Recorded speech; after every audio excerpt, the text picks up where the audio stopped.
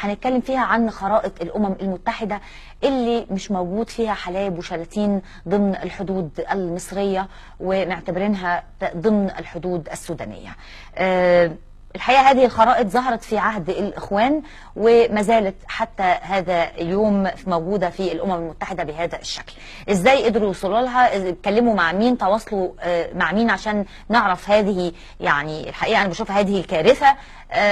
نعرف من الكاتب الصحفي محمد فوزي عن تفاصيل هذا الموضوع. أهلا بك يا فندم. أهلا وسهلا بحضرتك. كلمنا يعني إزاي توصلت لهذا الموضوع؟ تواصلت مع مين؟ يعني احكي لنا. البداية احنا شغالين على موضوع في استضاح خاص بالسياحة في مصر. نعم.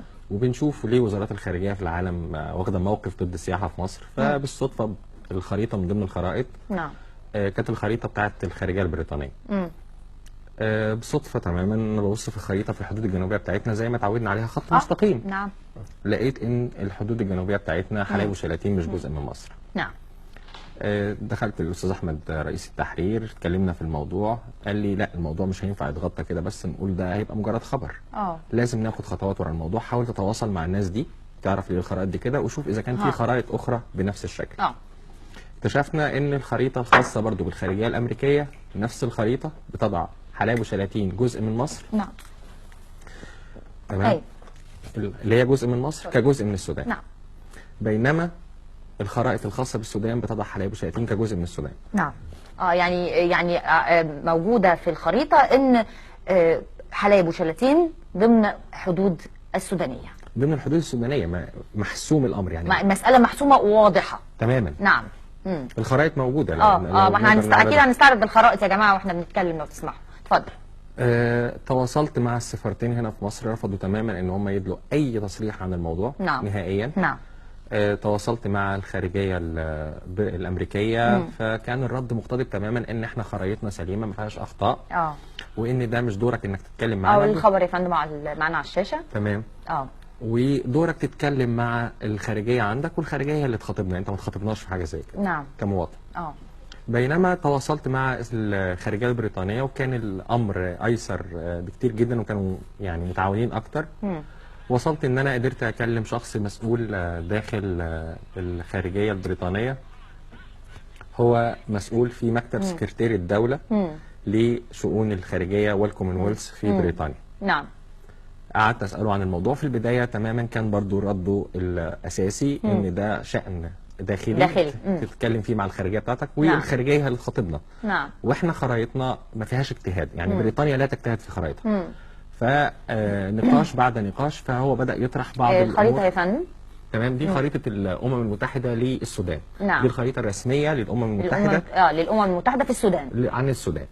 الخريطة هنا مبينة فوق الحدود الشمالية، لو بصينا عليها هنكتشف إن الجزء الشمالي إقليم جزء مثلث حلايب وشلاتين محطوط كجزء من الحدود السودانية طبقا للدعاوى السودانية أو الادعاء الكاذب للسودان. وإن مثلث بارتادوجا اللي هو جنبه على طول مباشرة اللي هو الجنوب بالخط 22 كجزء من الحدود المصرية، وده برضو ادعاء كاذب مصر بتنفي علاقتها بهذا المثلث. نعم. هذه الخرائط يا فندم منذ زيارة محمد مرسي لحلايب وشلاتين فترة اللي هو كان في أثناء حكمه، وسافر في الوقت ده، وقيل إنه إن الرئيس محمد مرسي في هذا الوقت تعهد بتسليم حلايب وشلاتين، وبعد كده رجع يعني كذبوا ده لتهدئة الرأي العام. هي دي حقيقة، بس بشكل أوضح الخرائط ديت من 2012. من 2012. من 2012. بس المسؤول البريطاني قال جمله مهمه جدا. قال لي ان اللي يعرفه. طب ايه الخريطه دي عشان هي معانا؟ دي الخريطه بتاعه الخارجيه البريطانيه. أيوة. ودي بتظهر فيها حدود مصر من الجنوب منقوصه. نعم. منقوصه جزء من ارضنا مهم جدا اللي هو مثلث حلايب وشلاتين. وده مش مجرد بس كجزء من الارض بكل ما يعنيه من قيمه الارض بالنسبه للمصريين. نعم. ولكن كمان جزء كبير جدا من الثروه المعدنيه والذهب والبترول في المكان. وما بداتش دعاوى السودان تجاه الموضوع تزيد غير في التسعينات لما تم اكتشاف البترول على قرب السواحل الخاصة بحلايب. نعم. طيب لما في خريطه اخرى هي معانا، دي خريطه السودان الحاليه. نعم. طبعا تظهر فيها ان السودان نعم. هي شمال السودان فقط، وبيظهر فيها حلايب كجزء من السودان. دي الخريطه بتاعت الخارجيه الامريكيه. طب معلش يعني برضه ما تاخذنيش في هذا السؤال لانه ممكن يجي في مخ اي حد بيتفرج علينا. ايه اللي ياكد لي ان دي خرائط الامم المتحده؟ زي ما نشرنا في الخبر والخرائط موجوده. كل الخرائط الخاصه بالامم المتحده لها نعم. رقم كود. نعم. كل كود محطوط مع الخبر. نعم. هتكتشفي ده. الكود أيوة بيقول فعلا. ان دي رقم كذا بتاريخ كذا بمراجعه تاريخ كذا. ده مظبوط فعلا. انا عندي يعني المقال وفعلا في الارقام كوديه محطوطه بالترتيب للخرائط، وكل خريطه لها الكود الخاص بيها. لها الكود بتاعها. ده موجود في الارشيف بتاع الامم المتحده. نعم. او الجزء الخاص بالجغرافيا المكانيه. وحده الجغرافيا المكانيه موجوده في الامم في برضه خريطه اخرى اهي. دي خريطه الجغرافيا. دي الخريطه الخاصه بالخارجيه البريطانيه عن السودان، وبرضه تظهر الحدود من الشمال منقوصه. طيب هذه التصريحات الخاصة بالدولة السودانية، احنا كالخارجية المصرية والدولة المصرية تعاملت مع هذا الموضوع ازاي؟ ويعني ما حصلش مثلا بينهم مناشدة من الخارجية المصرية للخارجية السودانية فيما يخص هذا الموضوع؟ وايه اللي حصل فيه؟ لان ده كده يعني هذا اعتراف من الامم المتحدة ان حلايب وشلاتين ضمن حدود الدولة السودانية. للاسف. خلينا نتكلم في نقطتين. النقطة الأولى ان الموضوع ده ازاي وصل للشكل ده. نعم. تمام. اتفضل. ازاي ان يحصل حاجه زي كده والخارجيه بتاعتنا في غايبه عن الامر او ساكته عن الامر او متجاهله الامر حتى الان؟ ده ما ينفعش. ده مش شأن داخلي، ده شأن المفروض تتخاطب فيه دوليا. نعم. وتقف موقف حاسم جدا فيه دوليا. نعم.